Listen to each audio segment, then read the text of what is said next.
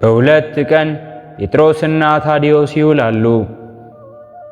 በሁለት ቀን ጴጥሮስና ታዲዮስ መታሰቢያቸው ነው። ታሪካቸውም እንዲህ ነው። እንደ ክህነታቸው ደግሞም እንደ ሐዋርያነታቸው ሶርያ የምትባል ክፍለ ሀገር ገብተው በዚያ ሲያስተምሩ የሶርያ ሕዝቦች የኢየሱስ ክርስቶስ ተማሪዎች ያ መጡ። ሕዝቡንም ሰበኩት። በምን እናሳስታቸው ብለው መከሩ። ከዚያም ሴት አይወዱምና በሴት እናስታቸው ብለው መክረዋል። አንዲት አፍራቂያዊት ሴት በገንዘብ ገዝተው ቅባቱን ቀብተው ሽቶውን ረጭተው ከመንገዳቸው ላይ አቆሟት። ጴጥሮስና ታዲዮስም በዚያች መንገድ ሲሄዱ ሽቶውን ተረጭታ ተቀብታም ሰውነቷን ገልጣ ቁማ ቆየቻቸው። እነርሱም ባዩአት ጊዜ ወደ ፈጣሪያቸው ጸለዩ። ቅዱስ ሚካኤል ከሰማይ ወርዶ በነፋስ አውታር ከመሬት ከፍ አድርጎ ከሰማይም ዝቅ አድርጎ ወጥሮ አስጨነቃት። ከጭንቀቷም ብዛትና በታምራቱ ተደንቃ በጴጥሮስና በታዲዮስ አምላክ አምናለሁ አለችው።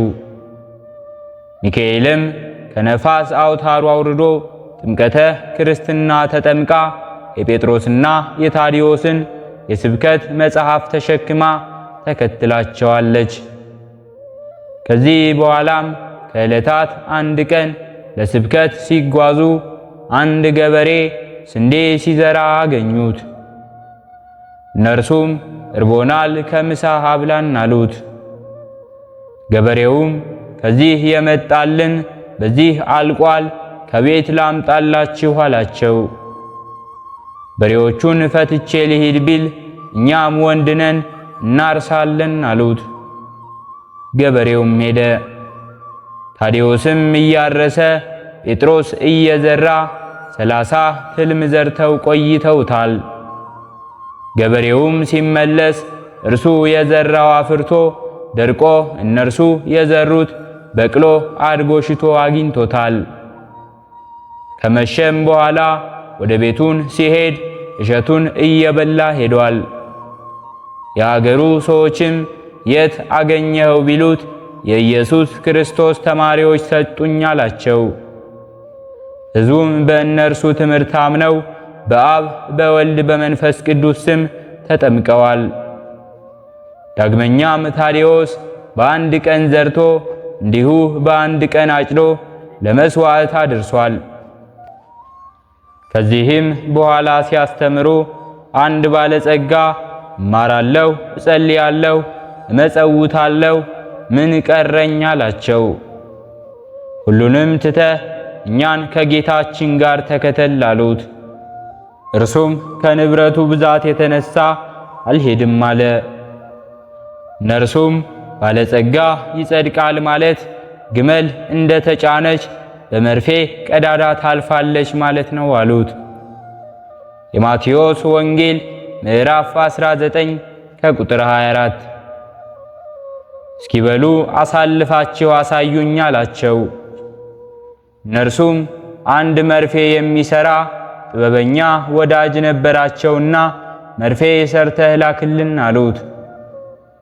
እርሱም ቀዳዳውን አስፍቶ ሰርቶ ላከላቸው። እነርሱም ቀዳዳውን ጠበብ አድርገህ አሉት። አጥብቦም ላከላቸው።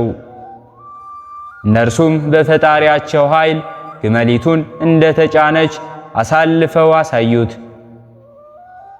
ይሄ በተአምር እንጂ ግመል በመርፌ ቀዳዳ የሚያልፍ ሆኖ አይደለምና።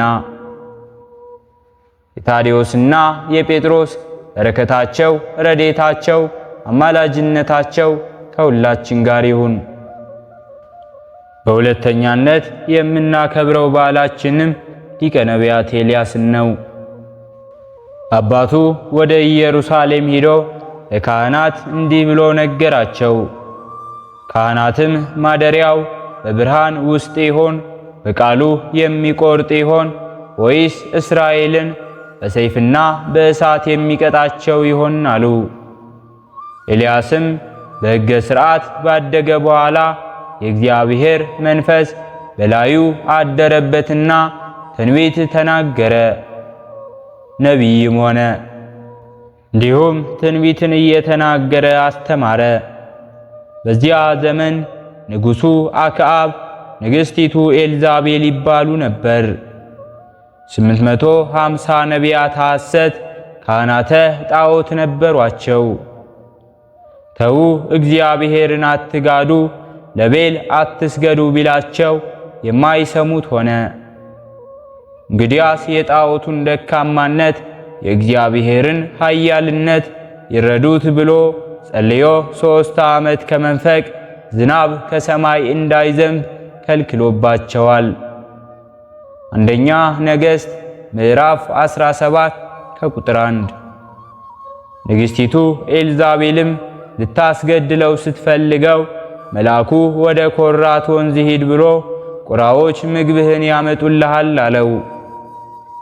እንዳለውም ሂዶ ከዚያ ቁራዎች የተክለ ገነትን ፍሬ አመላልሰው በዋሻ ሞልተውለት እየተመገበ ተቀመጠ። በኋላ ግን ዝናብ አዝንብ ብሎ የማይለምን ሆነ። ጌታ ምግቡ እንዲቀርብበት አደረገ። ቁራው ቁራውን ይነጥቀው ይሆን እያለ ሰማይ ሰማይ ሲያይ ቆይቶ ምግብ ቢቀር ውሃውን ልጠጣ ብሎ ቢሄድ ውሃው ደርቆ አገኘው። ወደ ጌታም ቢያመለክት ወደ ሰራፕታ ሂድ፣ መበለት ትመግብሃለች አለው። በሄድም የነቢዩ ዮናስን እናት አግኝቷት ውሃ አጠጭኝ ቁራሽም ሽጭኝ አላት። በኤልያስ ጊዜ ውሃ የት ተገኝቶ አለችው።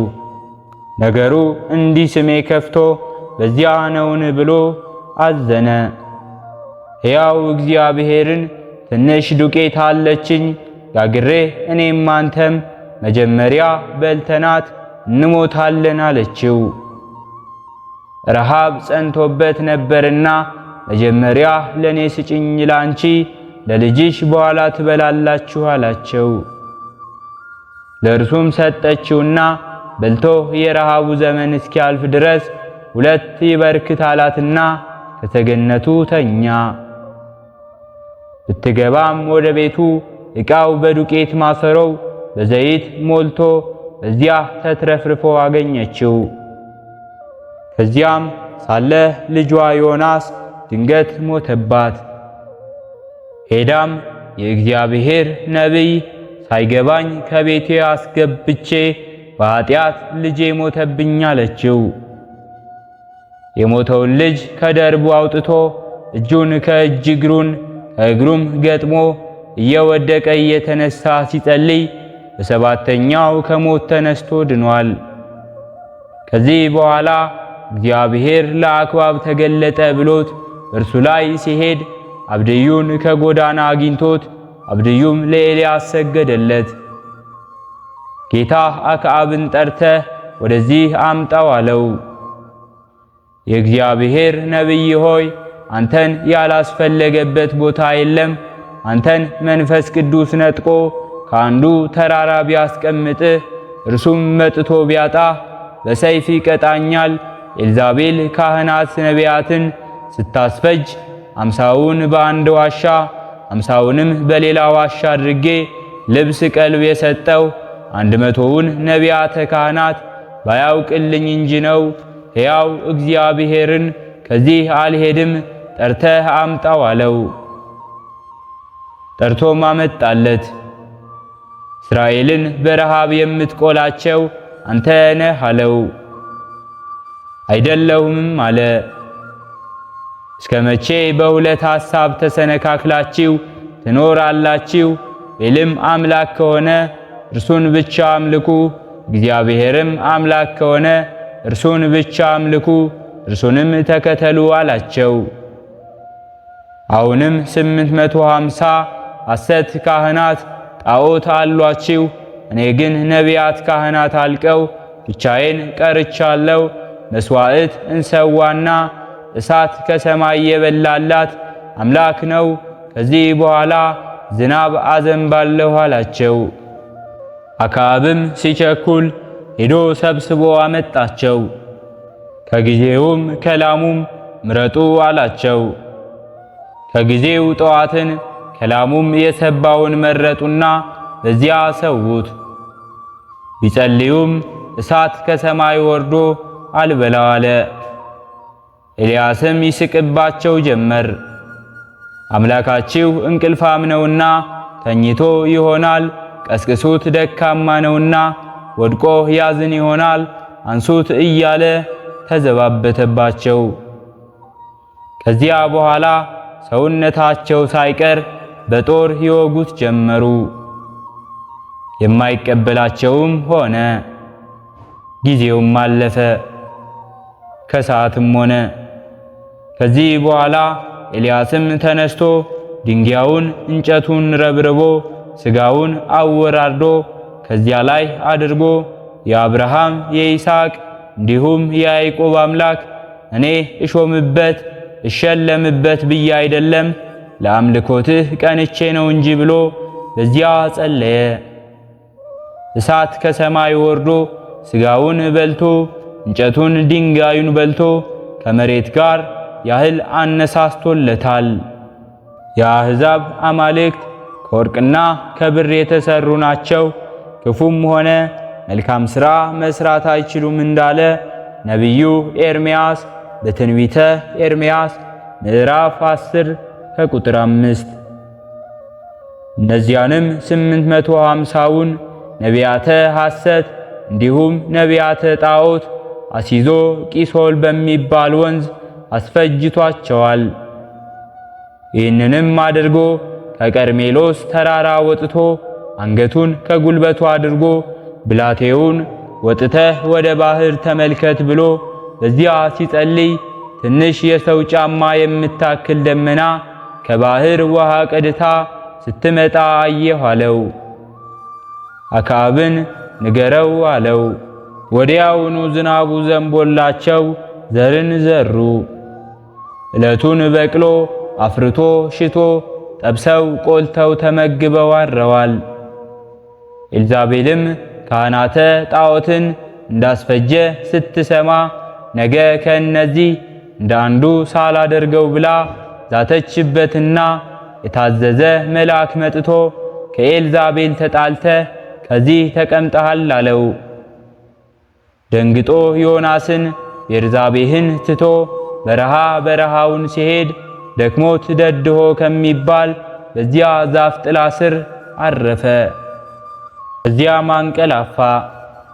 መልአኩ ቀስቅሶት ቢነቃ ከአጠገቡ ህብስትና ውሃ ቀርቦ አገኘ። በልቶም ተኛ። ሁለተኛም ቀሰቀሰው፣ ተመግቦም ተኛ። በሦስተኛውም ቀስቅሶ ብላ እስከምትጠግብ እንደዚህ ብሎ ነገረው። ያን በልቶ ሕመም ድካም ሳይሰማው 40 ቀን 40 ሌሊት ተጉዞ ደማስቆ ወይም ኮሬብ ደረሰ። የሳፋጥ ልጅ ነቢዩ ኤልሳ 12 ጥማድ በሬ ሲያሳርስ በዚያ አገኘው። ተከተለኝም አለው። ሁለቱን በሬዎቹን አርዶ ባልንጀሮቹን መግቦ ተከትሎታል። እርገቱ ሲደርስም ኤልሳዕን ወደ ቤቴል እሄዳለሁ ቆይ አለው። ሕያው እግዚአብሔርን አልለይህም አለው። ቤቴልም ሲደርሱ ወደ ኢያሪኮ ሄዳለሁ ከዚህ ቆይ አለው። ዮርዳኖስ ደርሳለሁና ከዚህ ቆይ እያለ አሁንም አልለይም ብሎ ተከተለው። ዮርዳኖስን በጸሎት ከሁለት ከፍሎ ተሻገሩ። ኤልያስም ኤልሳዕን ካንተ ሳልወሰድ የምትሻውን ለምን አለው። በአንተ ያደረ መንፈስ ቅዱስ ለኔ ይደር አለ። ካንተ ሳልወሰድ ያልከኝ ይሆንልሃል አለው። እየተጨዋወቱም ሲሄዱ የእሳት ሰረገላ በዚያ መጥቶ ኤልያስ ሲያርግ ኤልሳዕ አይቶ አባቴ ሆይ አለው። መጎናጸፊያውን ከሁለት ከፍሎ አንዱን ጥሎለት አድርጓል። ይሄውም የሆነው ጥር 6 ቀን ነው። የአባታችን የነቢዩ ኤልያስ ረድኤቱ በረከቱ አማላጅነቱ ከሁላችን ጋር ትሁን። በአራተኛነት የምናከብረው በዓላችንም ቅዱስ አባ ሳዊሮስ ነው። አንድ አምላክ በሚሆን በአብ በወልድ በመንፈስ ቅዱስ ስም ጥቅምት 2 በዚህች ቀን የአንጾኪያ ሊቀ ጳጳሳት ቅዱስ ሳዊሮስ ወደ ግብፅ ሀገር ተሰዶ መጥቷል።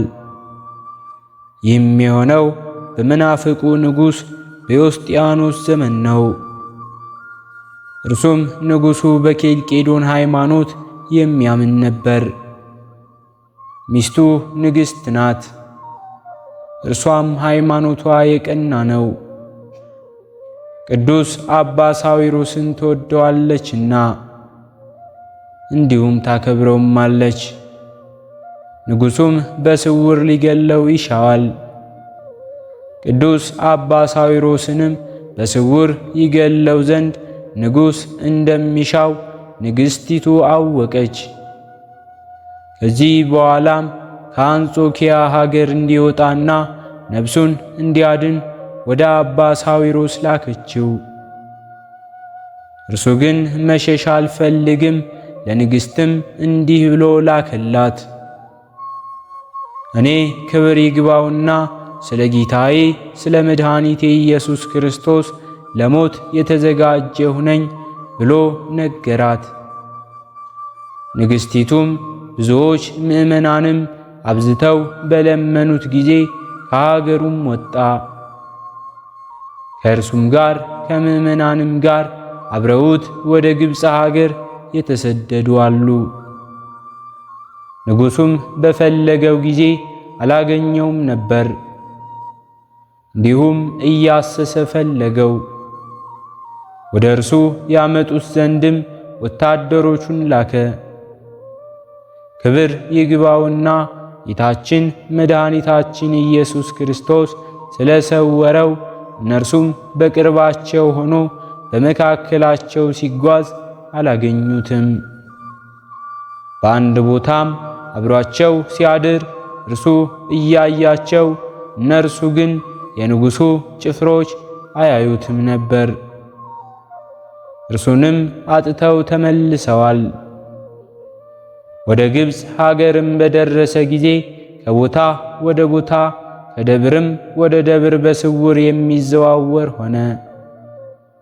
እግዚአብሔርም በእጆቹ ላይ ታላላቅ የሆኑ ድንቆች ተአምራትን አደረገ።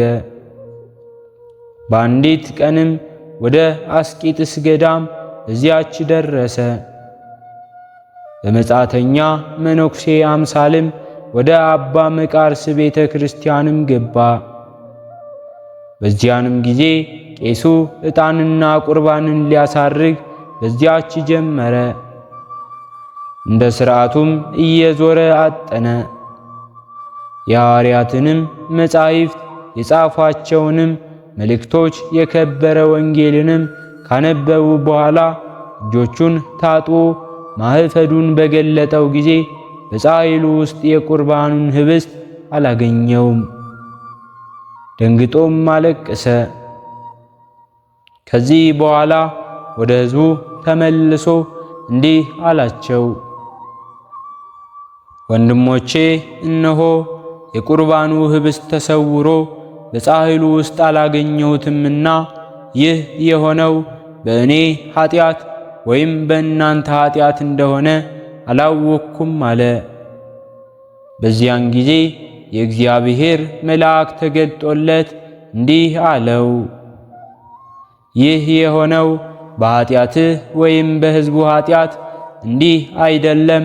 ሊቀ ጳጳሳት አባ ሳዊሮስ እያለ መሥዋዕትን ለማሳረግ በመድፈርህ ነው አለው። ቄሱም መልአኩን ጌታዬ ሊቀ ጳጳሳት መኖሩን አላወቅኩም አለው። አባ ሳዊሮስም ወደ ቆመበት ቦታ ከተመለከተ በኋላ ተመልሶ አመለከተው። ቄሱም ወደ አባ ሳዊሮስ ሄዶ ከእግሩ በታች ሰገደ። ቡራኬም ከእርሱ ተቀበለ።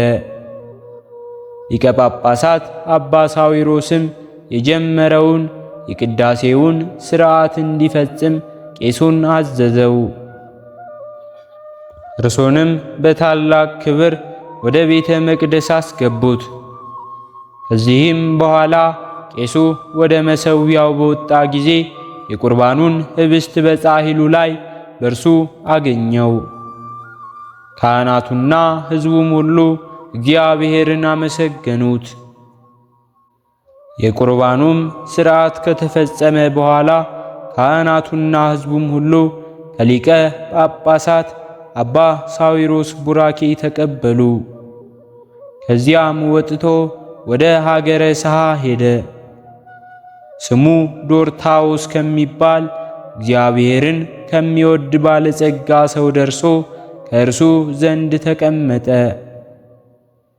ምዕመናንም እያስተማራቸውና በቀናች ሃይማኖት እያጽናናቸው እስከሚያርፍባት እስከ የካቲት ወር 14 ቀን ኖረ። ለእግዚአብሔር ምስጋና ይሁን። እኛንም በዚህ በቅዱስ አባት ሳዊሮስ ጸሎት ይማረን፣ በረከቱም ከእኛ ጋር ትኑር ለዘላለሙ አሜን። ሕሊናችን በማሰባሰብ አባታችን ሆይ እንበል። አባታችን ሆይ በሰማያት የምትኖር፣ ስምህ ይቀደስ፣ መንግሥትህ ትምጣ፣ ፈቃድህ በሰማይ እንደሆነች እንዲሁም በምድር ላይ ትሁን። የዕለት እንጀራችንን ስጠን ዛሬ፣ በደላችንንም ይቅር በለን እኛም የበደልነውን ይቅር እንደምንል፣ አቤቱ ወደ ፈተናም አታግባን ከክፉ ሁሉ አድነን እንጂ መንግሥት ያንተ ናትና ኃይል፣ ክብር፣ ምስጋና ለዘላለሙ አሜን። እመቤታችን ቅድስት ድንግል ማርያም ሆይ በመልአኩ በቅዱስ ገብርኤል ሰላምታ ሰላም እንልሻለን። በሐሳብሽ ድንግል ነሽ፣ በሥጋሽም ድንግል ነሽ። አሸናፊ እግዚአብሔር እናት ሆይ ሰላምታ ላንቺ ይገባሻል። ከሴቶች ሁሉ ተለይተሽ አንቺ የተባረክሽ ነሽ፣ የማኅፀንሽን ፍሬ የተባረከ ነው። ጸጋን የተመላሽ ቅድስት ሆይ ደስ ይበልሽ፣ ልዑል እግዚአብሔር ካንቺ ጋር ነውና ከተወደደው ልጅሽ ከጌታችን ከመድኃኒታችን ከኢየሱስ ክርስቶስ ዘንድ ይቅርታውንና ምሕረቱን ለምኝልን ኃጢአታችንንም ያሰርይልን ዘንድ ለዘላለሙ አሜን። ስለነበረን ጊዜ ሁሉ የአምላካችን የልዑል እግዚአብሔር ስሙ ዛሬም ዘወትርም የተመሰገነ ይሁን። አነሳስቶ ላስጀመረን አስጀምሮ ላስፈጸመን ለልዑል እግዚአብሔር ምስጋና ይሁን። ውድ የሃይማኖት ሚዲያ ተከታታዮች ከዚህ በላይ እንድንሰራ አገልግሎቱ በሰፊው ይሰጥ ዘንድ በሀገር ውስጥም በሀገር ውጭም ያላችሁ ይህንን መንፈሳዊ ቻናል ላይክ፣ ሰብስክራይብ፣ ሼር በማድረግ ድጋፋችሁን ታሳዩን ዘንድ በትህትና እንጠይቃለን። ያላችሁን ሐሳብ አስተያየት በኮሜንታችን ስር ላይ አስቀምጡልን። ወስብሐት ለእግዚአብሔር ወለወላዲቱ ድንግል ወለመስቀሉ ክቡር። ይቆየን።